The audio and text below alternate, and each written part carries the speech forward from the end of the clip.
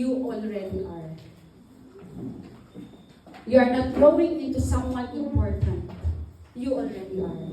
You are valuable. You are very important in His kingdom. You are God's masterpiece, created with care, saved by grace, set apart for a purpose. And the best part, God isn't finished with you yet. In Philippians 1:6, kuna na dito'y, He who began a good work in you will carry it on to completion until the day Christ Jesus. So walk into adulthood, not with fear, but with faith. The artist, which is God, is still painting, and your canvas is just beginning. In Jesus' name, amen and amen. Palakpakan tayo ng mga Diyos.